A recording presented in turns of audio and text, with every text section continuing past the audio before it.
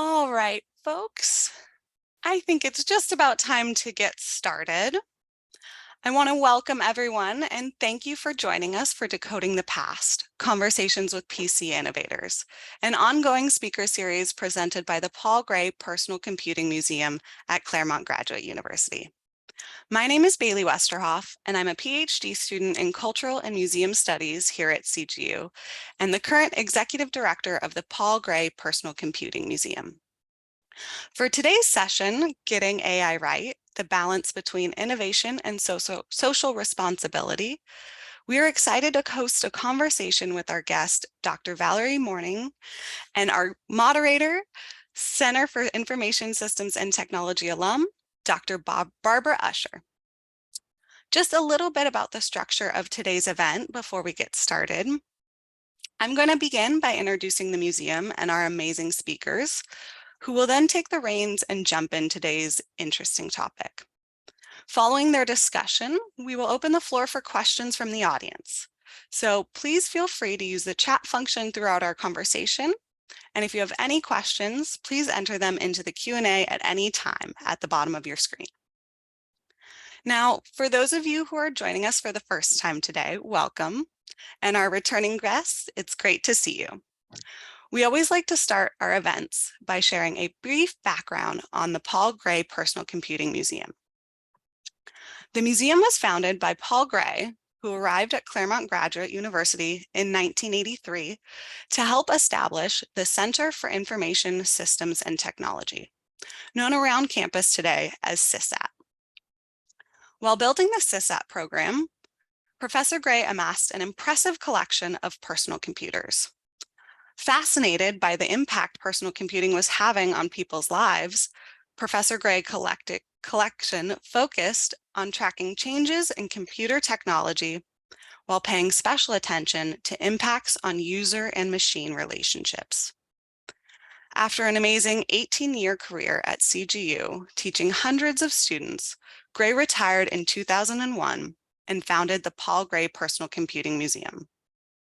As part of his legacy, he donated his collection to CGU with the hopes that friends, colleagues, and students would build upon his work in the future.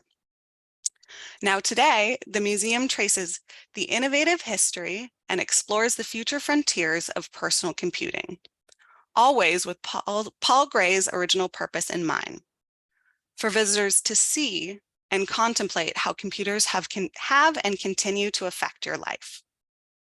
Now, since 2018, the Paul Gray Personal Computing Museum operates as a unique transdisciplinary collaboration between CGU's CISAT and the School of Arts and Humanities. It is thanks to this transdisciplinary collaboration that the museum continues to flourish, developing new exhibits, partnerships, resources, and programming, like today's Decoding the Past. Since our first Decoding the Past in September 2020, the museum is proud to have hosted incredible visionaries in the field and covered a vast array of topics. You can learn more about these past events and watch the recordings on our website, which we will post in the chat now.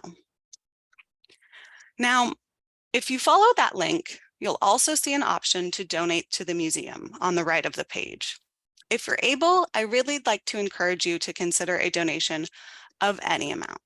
Your donations help support museum operations, ensuring the continued success of the institution and events like Decoding the Past, while also providing CGU students like myself with an unparalleled opportunity for professional growth and development. All right, I promise that's all you get from me for a little while. So let's get to why you're all here. The museum is so excited about the opportunity to explore the pertinent topic of AI and the considerations needed to balance innovation and social responsibility.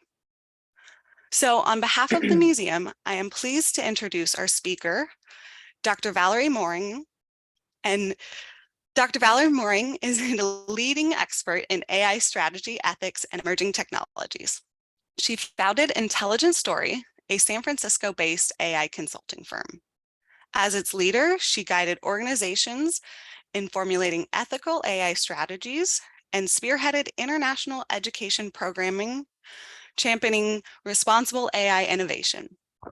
Additionally, she served as a professor of responsible AI at AI Van City School and acted as an advisor on AI governance for the Kentelis Group.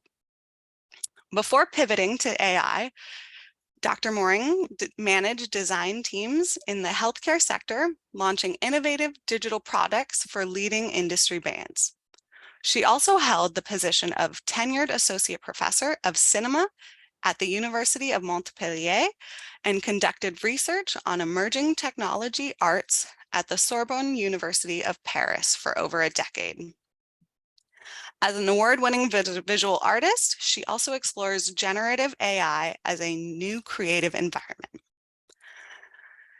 Dr. Moring will be joined by our moderator, Dr. Barbara Usher. Now, Dr. Barbara Usher is a technology leader with over 20 years of experience in managing technology platforms for several Fortune 100 companies in the Silicon Valley area. She has a successful track record of driving and delivering strategic initiatives, programs, and enterprise products from inception to delivery in a wide range of industries and domains. A member of the CGU community, Dr. Usher earned her PhD in 2010 from CGU's Center for Information Systems and Technology. And since then, she has served on the Drucker Industry Advisory Board and as an adjunct professor for CISAT. Dr. Usher is a leadership and career coach who is passionate about sharing her knowledge and expertise to support the growth, development, and well-being of others. Thank you both for joining us today and for all the hard work you've put into the event. Now, without further ado, I'll pass the mic over to you and we can get our conversation started. Thank you so much, Bailey, for having us today. I am very excited about this conversation. Not only is this a hot topic, but there's no one better to have this conversation with than Dr. Valérie Morignat. Not only is she an expert in this field, but she also brings multiple perspectives to this topic, which is really important. And Valérie, it is an absolute delight to have this conversation with you today. I'm so inspired by all the work that you've been doing in the AI space, not only from a technology perspective, but also for the fact that you put a big focus on the human aspects of AI, including diversity and inclusion, AI ethics, fairness, and also for the fact that you explore this topic not only in business and academia, but you also are involved in this topic with the government sector as well. And so that is really, really special. So I thought we would get started by just asking you to tell us a little about your personal story, where you studied and grew up and how you got into the AI field. Sure. Thank you so much, Barbara, for that very, very heartwarming introduction. Thank you, Bailey, also for your wonderful introduction. I'm so pleased to be here. I think it's a wonderful opportunity for me to have a great conversation with my esteemed friend and colleague, Barbara Usher. So where do I start? Well, I think you mentioned that my background is very diverse, and it's true. Well, first of all, it probably comes from the fact that I was born on a Pacific island. I'm a Pacific Islander. I was born in New Caledonia. It's a French island nearby Australia, a very diverse place, culturally, ethnically, and also visually diverse. So I think it really shaped my perspective on life.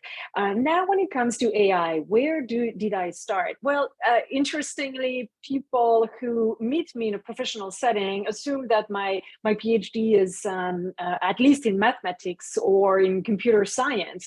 And it's absolutely not the case. My PhD is in art and art sciences. I studied studio art, fine art. I studied art history. I studied art aesthetics, art philosophy.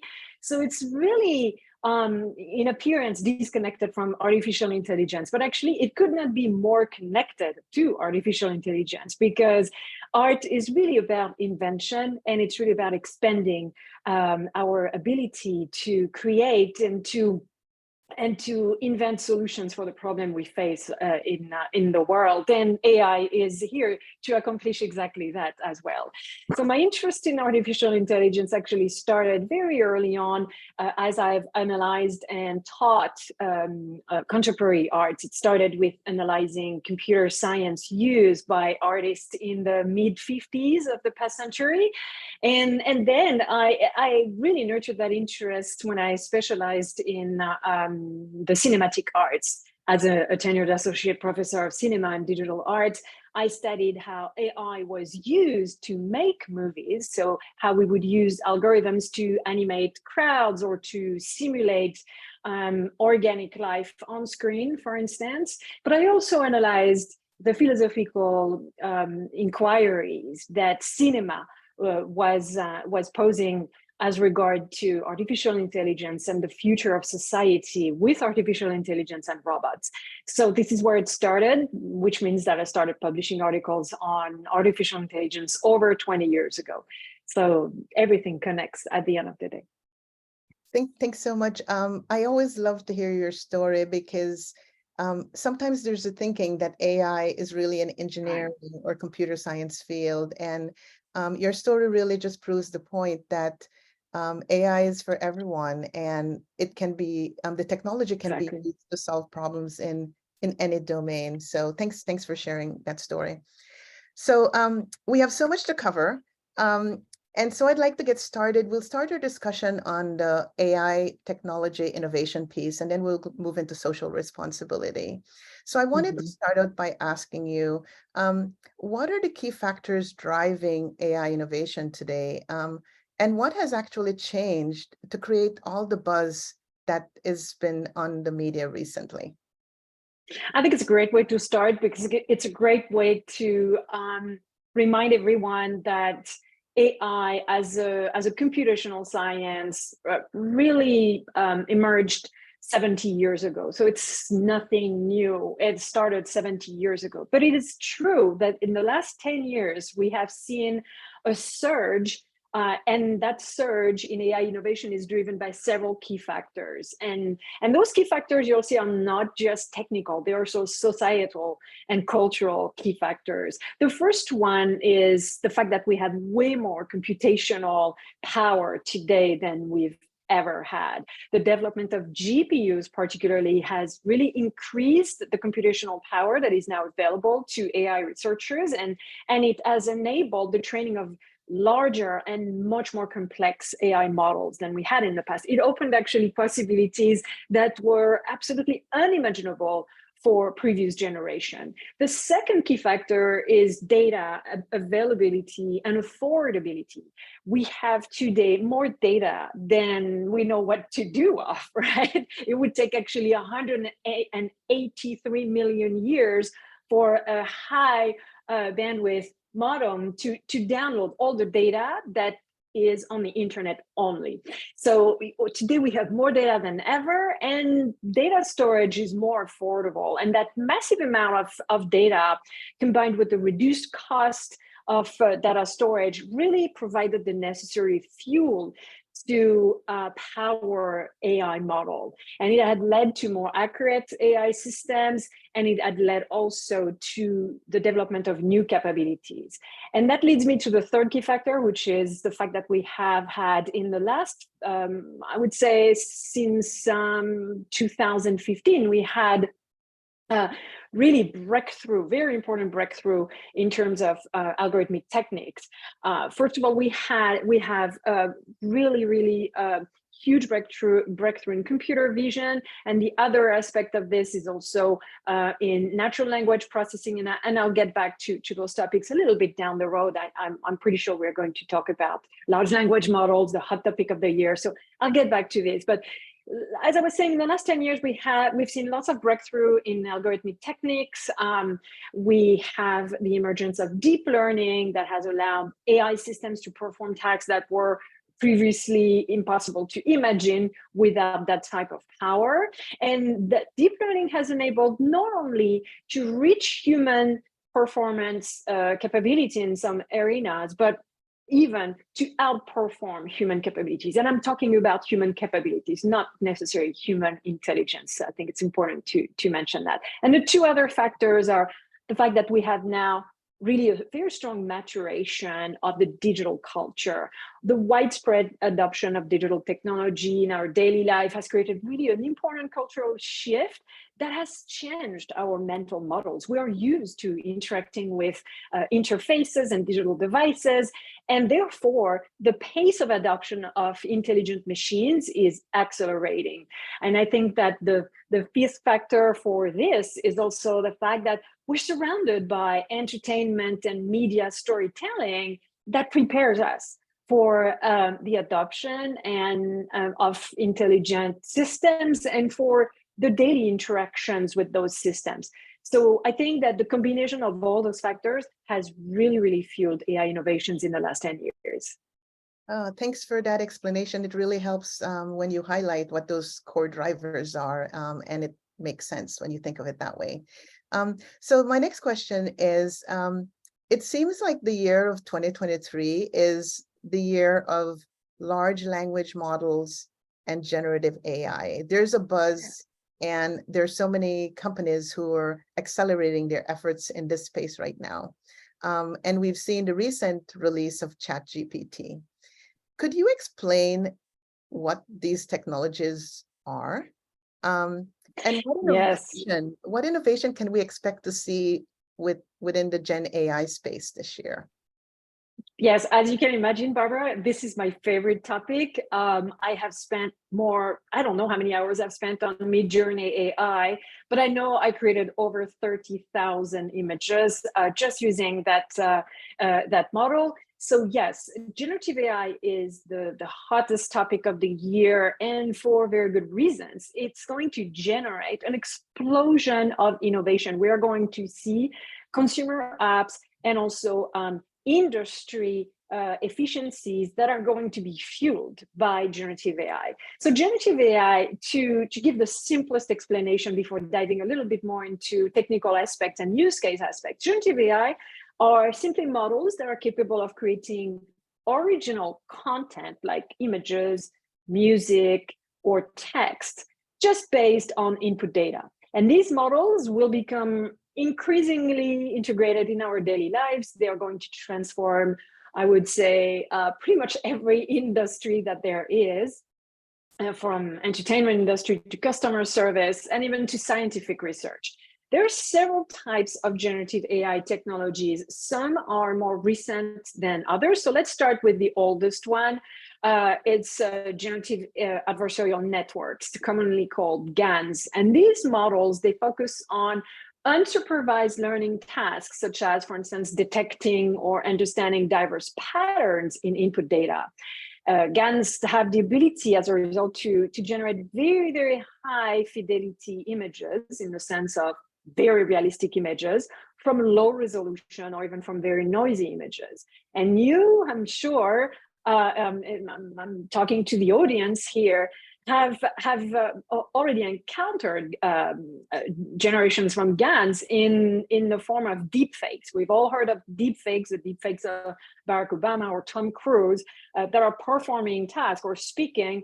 Well, actually, the original Barack Obama or Tom Cruise have never done that. But when you watch those videos, you really believe that those videos have recorded a scene that occurred in the real world, where GANs are behind that kind of trickery.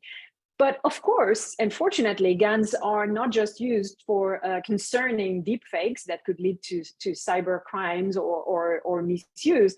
They also have many beneficial applications, and that goes from data augmentation, I'll get back to that topic later a little bit, to medical imaging enhancement, and many more very useful applications of GANs. So GANs is the first type of Gen AI. The second one is the one that is going to lead me to talk about large language models, and that's the type called transformer-based models. And these neural networks, they are behind the large language models like GPT, for instance, which is the foundation model for the fine-tuned model ChatGPT. And that type of model is able to learn context and meaning by tracking relationships in sequential data. So that's really ideal for text because as a result, those models are able to answer questions, they're able to summarize text, they're able to translate text, they're able to create any kind of text just based on the data they were trained on and the conversations for ChatGPT, for instance, that they are having with users. So ultimately, they are designed to enhance human communication and interaction, which I think is a really, really interesting use. The third type of Gen AI, and that'll be the end of that technical explanation, are called variational autoencoders. And they function differently. I'm not going to get into any technical details here, but they're primarily used to detect anomalies in the context of predictive maintenance and security analytics. So you can hear from my explanations that generative AI is not just to create music and poetry, it's also used to support science, to support medicine, and to support here security and predictive maintenance. And that leads me to the second part of your question. That's a long answer, but that's probably the longest answer I'll give in this conversations we're having. What are the use cases? What can we think of today, and what can we imagine in the use of generative AI? Well, first of all, of course, the first industry I'm thinking of is the creative industry, because there, I'd let you imagine what generative AI will bring to cinema, to advertising, to artists themselves by the virtue of creating realistic images, videos, audios. These can have numerous applications for video games, for the music industry, for the movie industry. And it will not just automate those tasks in the sense of replacing people. It will really primarily enhance human creativity and allow creators to perform tasks they could never perform in the real world, or should I say, in the material world. So that's one of the use cases. The other use case is, of course, human-like text generation. And I've talked about this one already, so there's no need for me to explain how those tools are going to improve natural language processing and generating. You already understand that. One interesting news is one that most people don't know of, but I find this one really fascinating. Generative AI can help design new drug compounds and material developments in industries like the pharmaceutical industry or the material science one. So I think it's a really, really compelling use case. But as you can imagine, it will be used in many contexts, from architecture to engineering. It will be used for personalization of interactions with machines. We are going to interact more and more with smarter and smarter personal AI assistants, and they will all be powered by generative AI. And finally, one big topic, synthetic data generation. Generative AI can produce synthetic data that will address a challenge that we have in some very specific industries. And that challenge is that of obtaining high quality data, sometimes to increase the fairness of that data and reduce bias in the data if some populations are not well represented. Well, we can actually use generative AI to create synthetic data and rebalance the data sets and improve the training of models using synthetic data. And I'm going to give you just one concrete example because I find this one memorable. That type of synthetic data generated by generative AI models is used, for instance, to create in the virtual world data that captures the way pedestrians cross sidewalks. And this increases the data sets that are going to be utilized to train self-driving cars. So you see that there are multiple applications to generative AI. That's why it's a big topic. That's why it deserves a long answer. Wow. Thanks so much, Valerie. I find that so exciting. And, really, it's going to be such a lot of changes. Could be terrifying when you think of the impact this change is going to have. And so I was wondering, in addition to Gen AI, there's still a whole bunch of other AI innovations that are occurring right now in other domains and other application areas that are going to have significant impacts and benefits to society. I was curious if you could just kind of highlight what some of those other inventions are going to be that we will see forthcoming. Yes, and I thank you for introducing that question around the theme of maybe fear, because I think it's a very important topic. We don't talk enough about the fact that a lot of representations people can have, and understandably so, of AI, is that AI is going to be that wave that will deprive people from their autonomy and possibly from their source of income. And I have a different outlook on this, but there is a reality that we need to consider. And the reality is that pretty much every research I'm conducting in that field leads me to the same conclusion. There will be a lot of job displacement, but there will be also a lot of job creation. So let's use a couple numbers here. Sequoia Capital, for instance, predicts that by 2030, and that will be the last example I'll give about generative AI before pivoting to AI overall, but Sequoia predicts that by 2030, generative AI is going to surpass human professionals in fields like writing, designing, and coding. Knowing that the creative industry is one of the largest, if not the largest in the world, those are three very important buckets. People have understandably a couple of fears about the safety of their job. My advice to them is understand how this works, try to take advantage of those tools to enhance your skills, because humans will always be necessary behind those tools. They are there as enhancers, not as great replacers. But again, there's a reality that here can translate into numbers. Goldman Sachs just, I think, 2 days ago reported that generative AI, again, will disrupt the workforce in the US and in Europe. And the impact is that 300 million jobs could potentially be lost or diminished.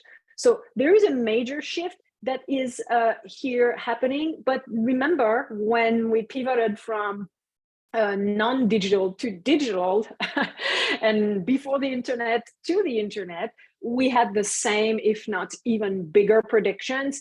And yes, lots of jobs changed, but there was a massive job creation also that resulted from that shift.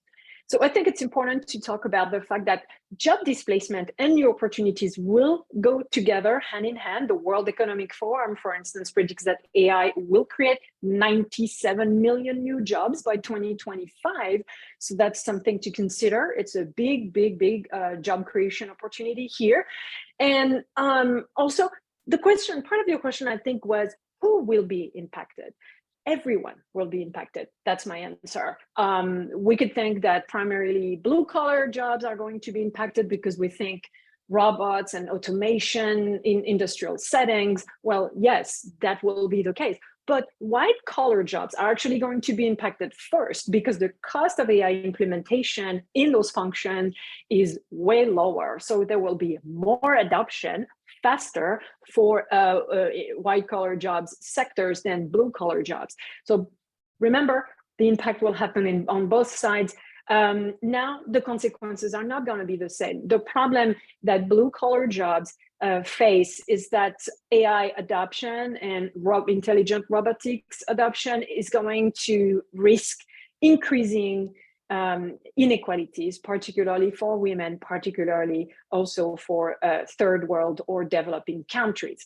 So this is something to consider and to address. And the way to address that is to, of course, encourage upskilling and reskilling, and to emphasize the fact that we should not over-rely on AI. We should really manage to create a shift that allow people to work in tandem, whatever they do, with artificial intelligence as a hybrid model, if you will.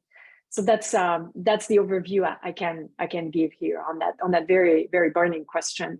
Yeah, awesome. Thank you so much. I just hear lots and lots of change and impacts to everyone. And so before we move on to the social responsibility aspect of AI, I have one last question on the AI innovation side. Imagine it's 2030. What does AI innovation look like? What are some of the common themes that we will be expecting to see a couple of years from now?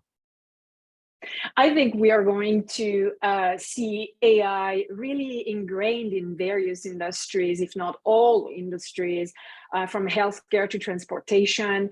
And we will see uses of AI that are going to be centered on solving problems that are going to be more and more pressing in the world, such as natural disaster response. How can we leverage AI to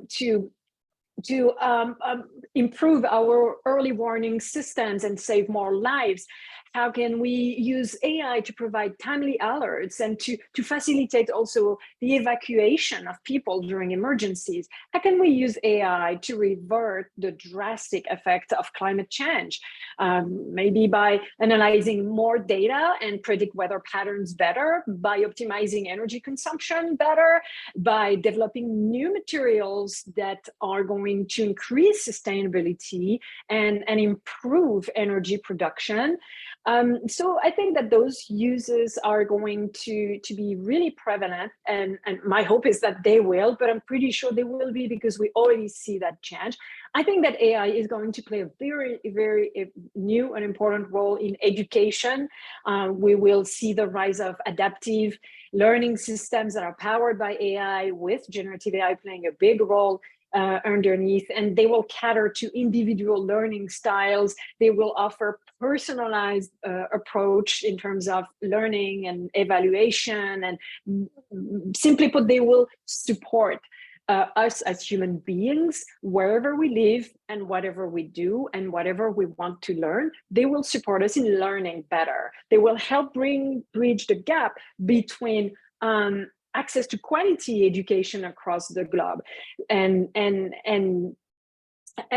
yes, I mean, I've answered that already. So I think that we're going to see a lot of those. Now, in terms of more wild and creative predictions that I could make, I think that we are going to see what I call AI-powered multiverse. In other words, interconnected platforms that will create alternate realities for work, for entertainment, for information, for socialization, and that present both creative opportunities and, of course, cybersecurity risk that we will need to address. And we could address those risks using AI itself. AI is actually very, very good at deterring and preventing cybersecurity attacks. It does it every day for many, many companies which deal with a huge amount of cybersecurity threats. So we're going to see a lot of that, where we will see more ambient intelligence, which is basically the combination of AI, automation, and the Internet of Things. We know that just in 2 years from now, there will be 150 billion connected sensors and devices in the world. So those changes are only going to be more and more prevalent. We're going to see more inclusive precision medicine. That's the other example I've thought of today. There are more and more AI-powered real-time diagnostics and assistive software that will grow in numbers and in diversity, and hopefully they will democratize specialized medicine worldwide. Those are my predictions in that short amount of time, which is just a few years from 2030, and short amount of time I have to answer this very big question. Awesome. Thank you so much. As I mentioned before, it's both exciting and scary at the same time. And so now let's switch gears and talk more about AI's impact on social responsibility. And so the first question I want to ask in this area is, looking back at the history of AI and prior AI innovations, how can an understanding of that history help inform our approach as we move forward with some of the, ethical challenges and dilemmas that we're going to face as AI innovation accelerates? That's probably my favorite question, and you know this because you know my research, Barbara, and you know how much I love to always use history as a mirror to better understand what I'm looking at, because AI is a reflection of ourselves. And that's why I use history as a mirror to see in that mirror what I should look at. Where do I see myself in that mirror? Where do I see other people? So here is how I look at things. AI is not old, it's not a new technology. Robots are not new, they're not new technologies. As a computational science understood in that context, it's 70 years old, AI. But if we understand it as the idea of making machines intelligent and making machines able to become in ways autonomous and emulate some traits of biological intelligence, well, that idea is actually very old. I can find ideas back in the Greek mythology. The very first robot that was imagined thousands of years ago in the Greek mythology was an autonomous giant, and it was created to defend the island of Crete against invaders. Well, today we are creating intelligent robots that are designed to prevent intrusions in warehouses or in industrial sites. So there are correlations here in terms of ideas, of course, in terms of concept, not so much in terms of execution, of course. I think of geniuses like Al-Jazari, who was an inventor in the 12th century, and this polymath designed hundreds and hundreds of devices. He prototyped them and reported on those inventions in a book that he called the Book of Inventions.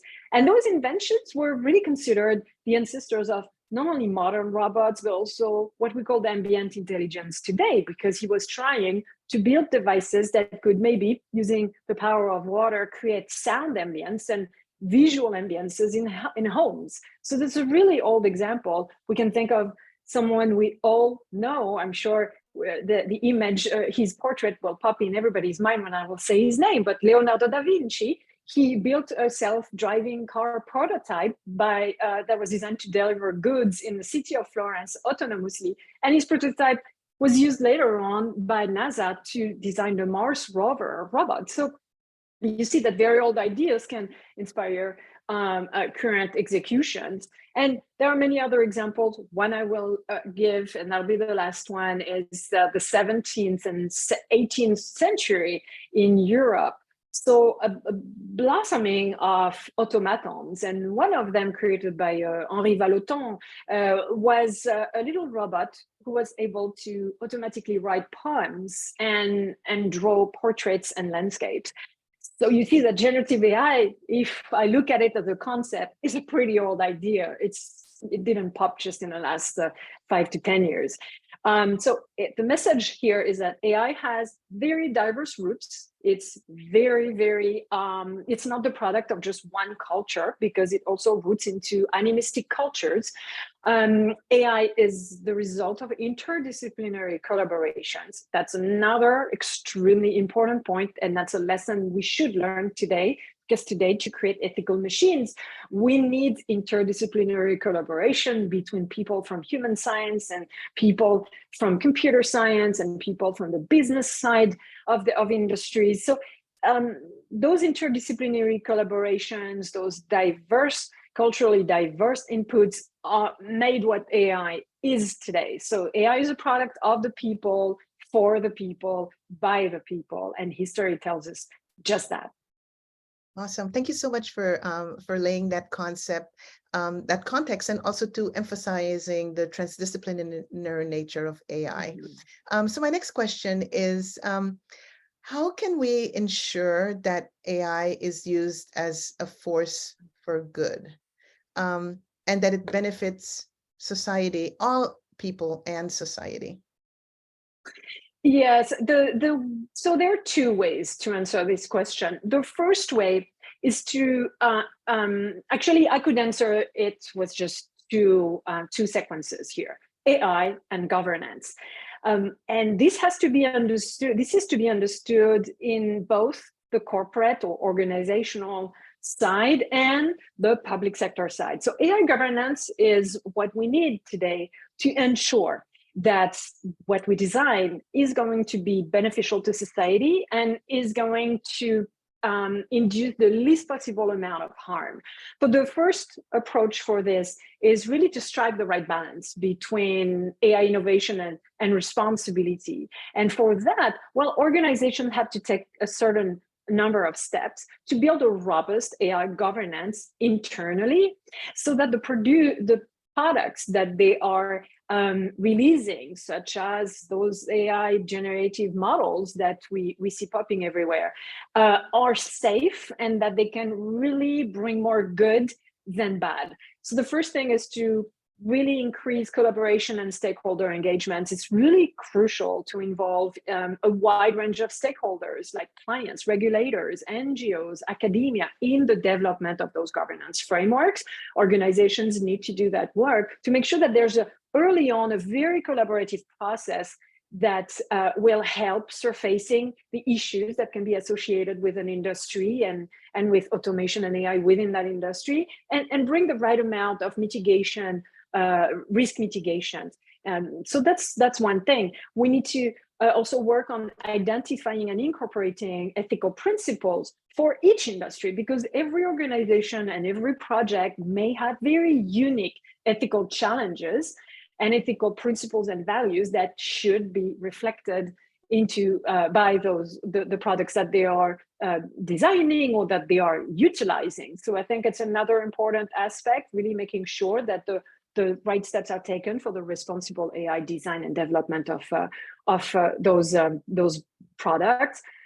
We need to address bias, ensure that diverse and inclusive representation is confirmed in terms of data set, but also in terms of team makeup. We want to have very diverse people in AI teams. That's still not the case.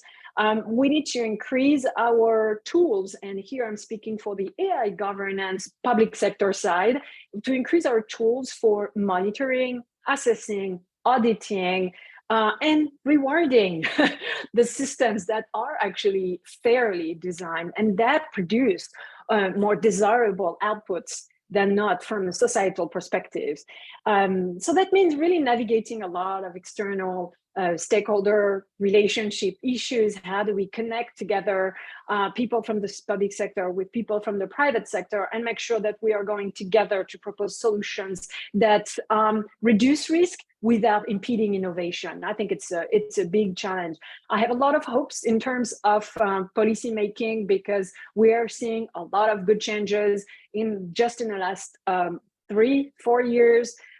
There's what Europe has done with the EU AI Act, which really provides a very, very good framework for understanding what is high risk, what is less risky, how can we audit those systems. There's what the Federal Trade Commission is doing in the United States.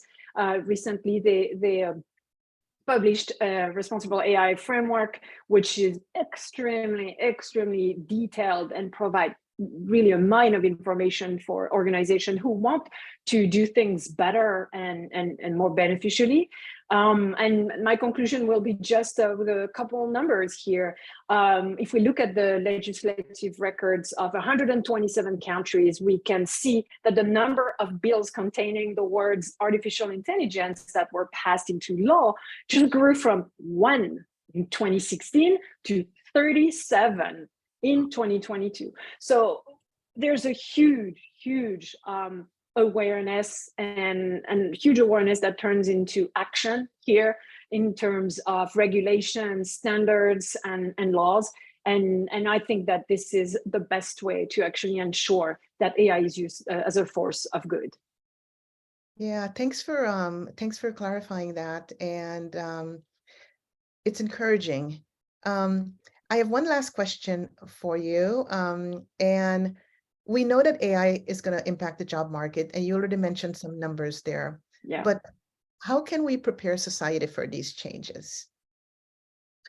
I think preparing society for these changes, preparing the public for these changes, starts with educating people on what AI can do and what AI cannot do.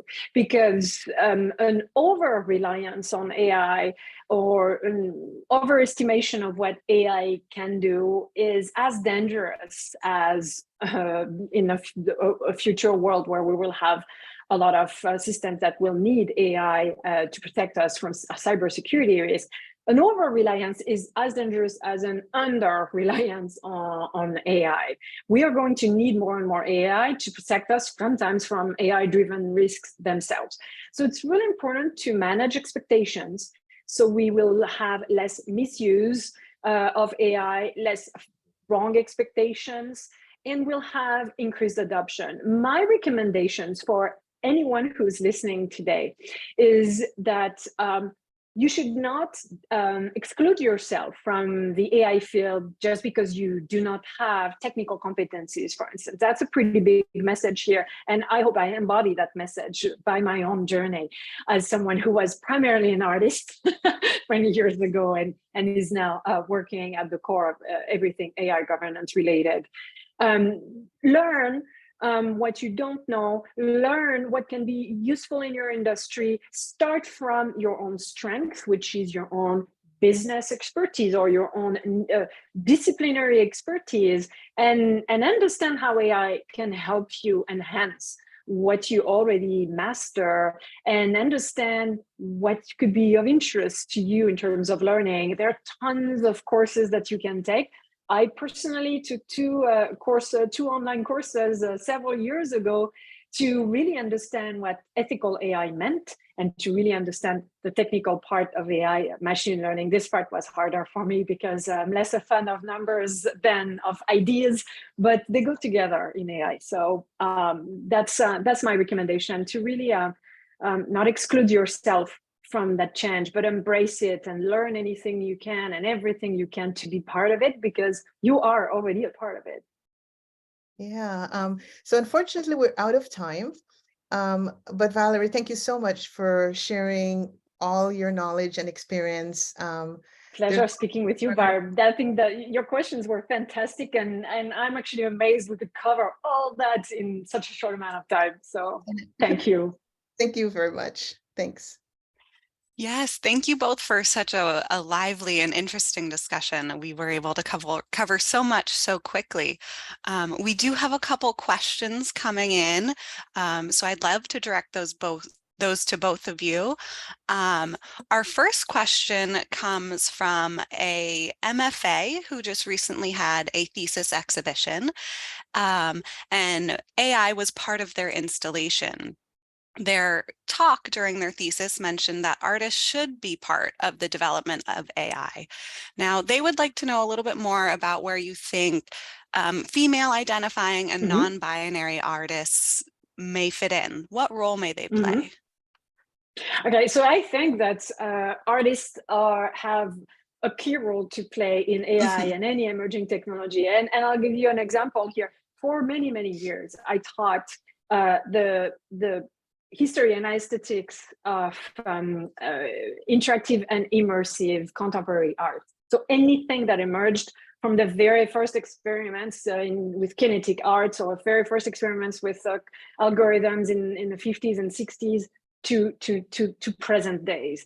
And this gave me a background that was extremely useful when then I decided to take a break from academia and work in corporations, and I led design teams, because my team always perceived that virtual reality or the embedding of AI or algorithms in creation was something completely new. And they were sometimes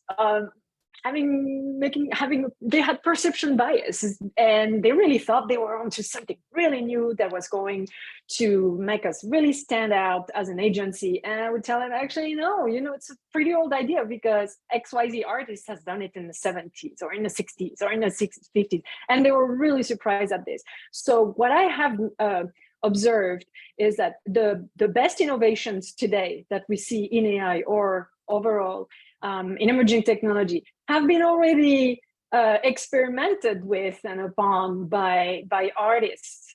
So I think that there's a huge, huge part that artists will play, not just can play, but will play in consistently expanding the realm of possibilities with AI, because we have to remember that today a lot of those powers are centralized within big corporations, and they are using those capabilities for the purpose of generating revenue or increasing efficiencies. And that's great, but we also need to have ways of experimenting with those technologies to simply expand them and generate new ideas that are not constrained by business objectives. So I think there's a big role. And now the second one, I think it's really, really important that the LGBTQ plus community, and I'm a member of the LGBTQ plus community, so I can speak to that as well, plays an increased role within AI teams, because we do have a representation issue currently in data sets, but also in terms of personal experience, lived experiences. We need to have more underrepresented groups, members, be key actors in the AI industry today. Thank you so much. That's very interesting, and we appreciate it. We have another question coming from a professor here at CGU. He writes specifically, I, along with the legions of my colleagues, cannot for the life of us come up with an actual use for ChatGPT for students. That is to say, I am sure students and makers of AI can justify its creation, but for students or for people learning to read and write critically, they can't really come up with a good reason. Do you or Barbara maybe have one? Barbara, do you see a reason? Do you want to answer this one, or shall I answer it? It's up to you. I would love for you to answer, because I know in our conversations you mentioned how you use ChatGPT every day. All day long. So all day long, every day, for absolutely everything, from telling me what I can cook with what I have in my fridge, to proofreading an email. And as a French immigrant in the United States, you can imagine what a blessing for me. I do not have to ask my wife sometimes to proofread an email that I write to my banker and that I want to be perfect. I just ask ChatGPT, hey, can you just proofread this and help me here if there's anything that needs to be changed. So that is for the very simplistic use of ChatGPT. Now, in an academic context, I can absolutely understand the concerns, because of course, I taught as a professor 2-4 years, and I never liked it at all when my students would copy and paste anything from the internet. They knew they should never do that with me, because once I would totally see it, and two, I was not happy with it. I would not reward that. So I wouldn't want my students today to just pop, an essay out of ChatGPT-4, particularly ChatGPT-4, which is really a huge improvement in comparison with ChatGPT 3.5. So I can understand that there are concerns, but and I don't have an answer for those concerns. If people want to cheat, they will use those tools for cheating. And unfortunately, the so-called ChatGPT trackers or detectors that are on the market today, they are not working, because I use them to check my own outputs with ChatGPT just to see if they finally get it. If they detect that, they don't. They tell me every time, this is most likely generated by a human. What I have found is that it cannot, usually it will detect if the ChatGPT text was written by ChatGPT when me, the user, have not done any kind of particular work. Say I'm just asking ChatGPT to write on a theme, and there's no effort on my part, then the text will be pretty generic. But usually it cannot detect it if the result is really a combination of my input, my draft notes, my draft copy, for instance, and the ChatGPT outputs. So I think that in terms of collaboration, it is a useful tool. It can teach students of all the various ways they can understand the style of a text.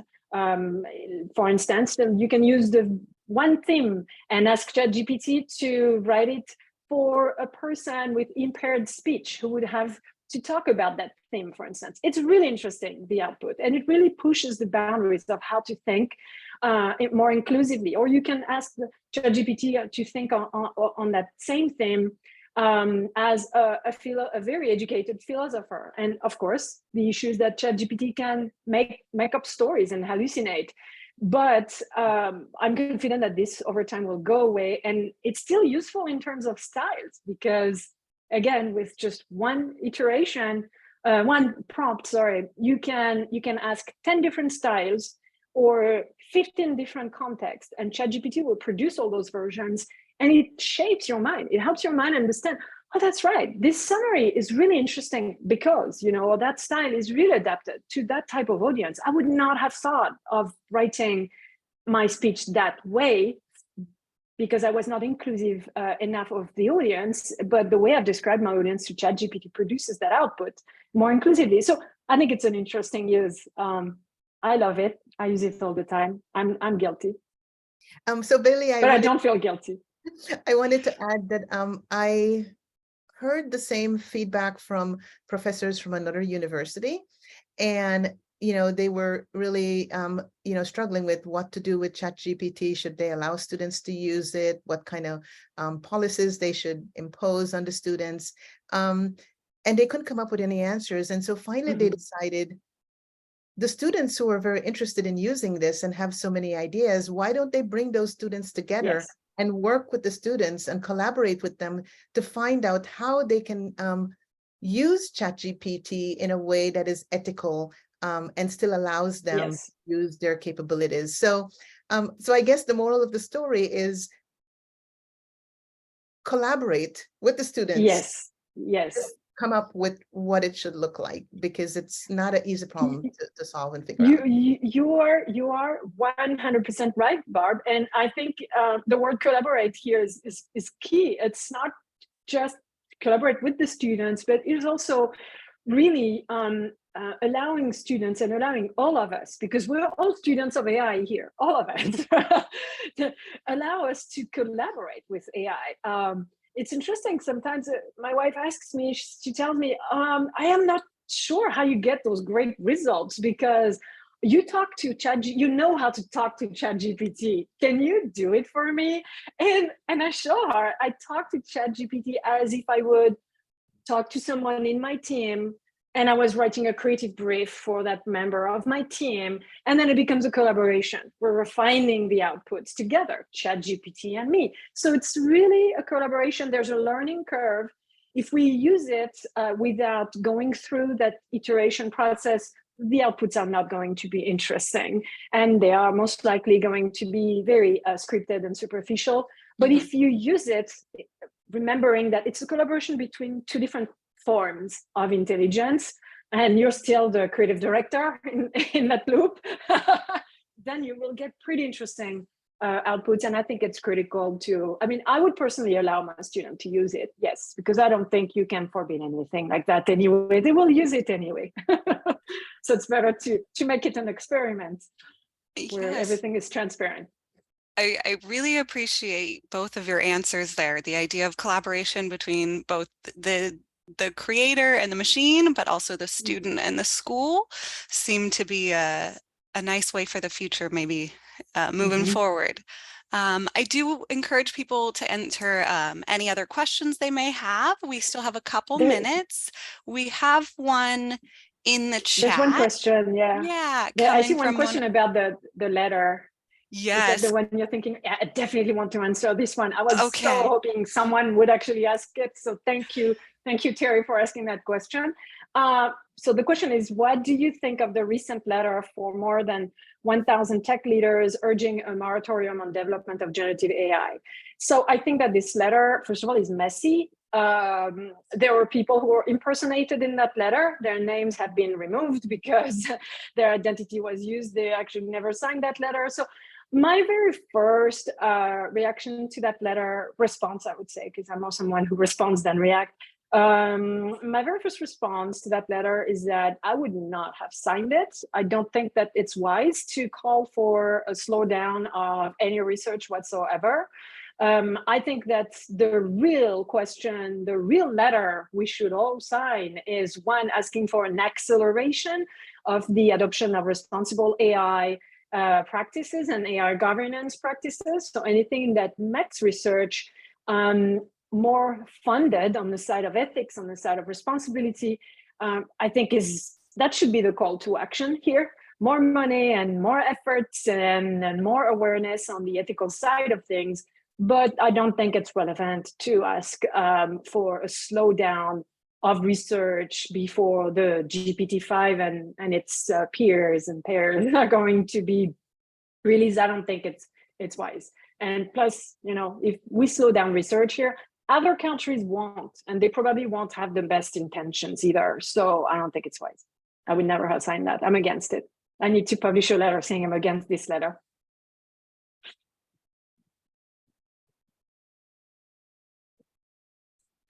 Thank you so mute, much, actually. Valérie. You're welcome. So we do have a little bit more time for any other questions, if folks have any. We just got another.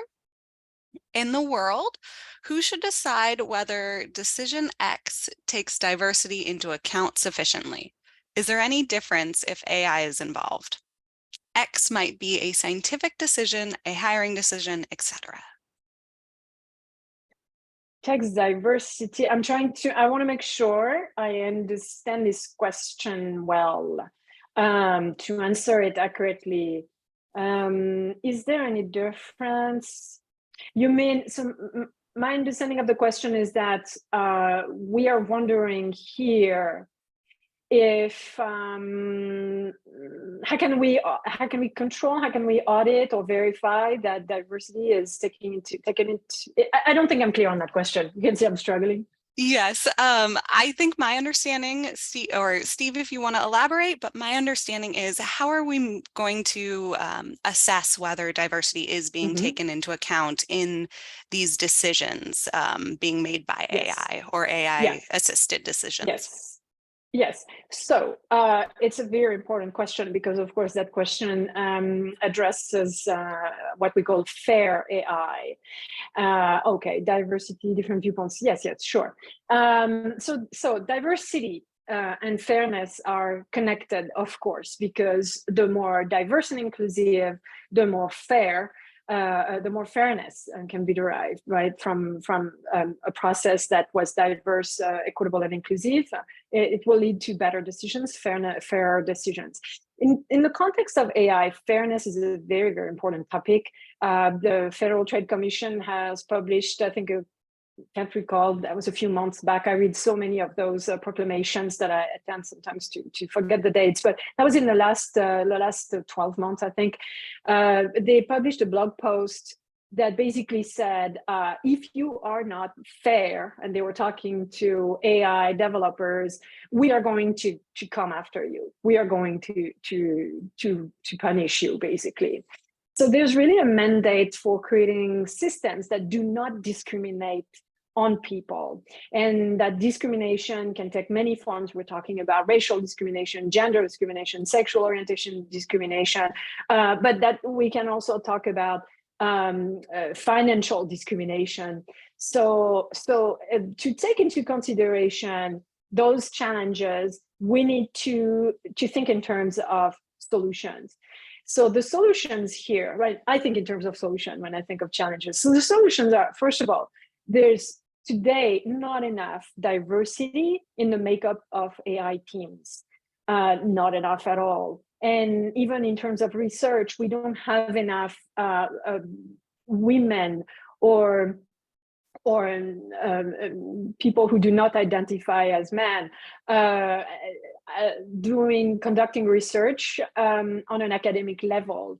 We don't have enough PhDs in AI that are diverse enough, also from an ethnical background, a cultural background. So the lack of diversity is problematic. The way to compensate for that is to really increase the interdisciplinary collaborations within teams. Teams are not just developers and machine learning developers and machine learning engineers. We have also a lot of people who are going to contribute because they will have a specialty, for instance, in human science that can really inform a project, or a specialty in design that can inform that project. So even if we do not have enough diversity in terms of the makeup of the technical team, we can already at least make efforts to compensate it by including more diverse actors. We can also include the voice of underrepresented groups who are advocacy groups, for instance. representing the interests of communities that are usually affected by discriminations or that are underrepresented in the tech industry. That's another approach. Now, technically, there are technical methods to actually assess I would say, to prevent and assess potential discriminatory bias in algorithms. And those methods are called fairness metrics and fairness methods. And we also have fairness audits. So fairness metrics, there's a lot of them, a lot of them. If you're interested in that, you can. I can provide links at the end of this conversation, and you will be able to review all the fairness metrics that exist out there. There's a lot of open source platforms where you can review all those metrics. Each metrics will help determine if this algorithm, for instance, potentially is discriminating on pregnant women, or discriminating on people of color, or discriminating on people with gay people, for instance. So there are metrics that can be used they will differ depending on each problem. There are methods that will be used to assess if the bias is already there, if there's a bias in the trained model, and to monitor that too. And there's also fairness audits that can be conducted on models that are already deployed and active in the real world. So there are many methods, and it would take a very long time to answer that question. But there are methods that exist. I advise you look for fairness metrics, fairness methods, fairness audits, and you'll find lots of answers on Google just on that topic. I'd like to add to what Valérie said.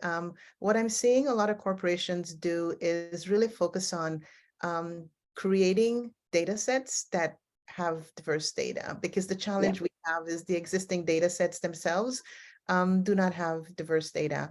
And then another effort that I see with a lot of organizations is really focusing on the explainability and the transparency of the models, because in many cases today, a model might predict a certain behavior or make a certain decision, but there's no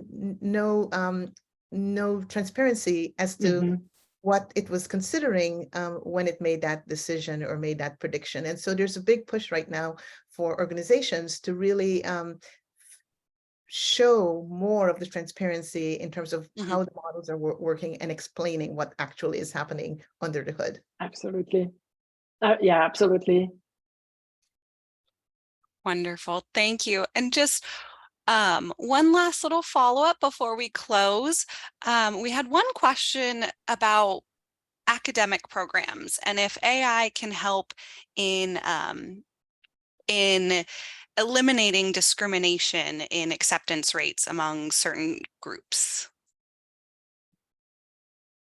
Yes, I'm pretty sure it can. I don't have an example here top of mind, but I know that some companies, I know that Twitter, for instance, use an algorithm that actually increases the diversity hiring. They use an algorithm that rewrites, for instance, job postings to make them more inclusive and to increase diversity, because some words sometimes are used and they create an implicit bias. There's a subconscious perception that women can have, for instance, that, okay, this job is not for me. You know, those words are screaming a particular demographics and I don't identify with it. So, okay, not for me.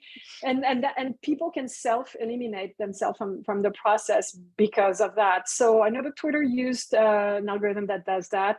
LinkedIn also used an algorithm that also increases diversity. So it's probably, I don't know if it's in a way personalization is executed on the platform. You will see some job postings more than others, or if it's in a way those the information is written. I don't have all the details, but I know it exists already in hiring. It's used. Awesome. So in the academic setting, and I don't see why it wouldn't work there. Well, we can hope for the future. Well, thank you both so much for your wonderful discussion and your wonderful insights to our questions. We have come to the end of our time together, but I would like to thank you again, and I'd like to thank all of our attendees who joined us today. The Paul Gray Personal Computing Museum appreciates your time, questions, and contributions. We do invite you to visit us at the museum and to see our collection on CGU's campus in our ACB or Academic Computing building. And if you can't visit us online, you can always find a virtual tour in our website. I also want to remind folks that this is an ongoing speaker series, so please be on the lookout for information about our next events. I'll also be posting the link to a quick survey. So if you could please help us by sharing your feedback about today's event, we'd really appreciate it. And also keep a lookout for the recording of this event if you'd like to rewatch any parts of it, or if you'd like to share it with any friends. So thank you both again for joining us. The Paul Gray Personal Computing Museum and I appreciate your time and your efforts. Thanks, y'all.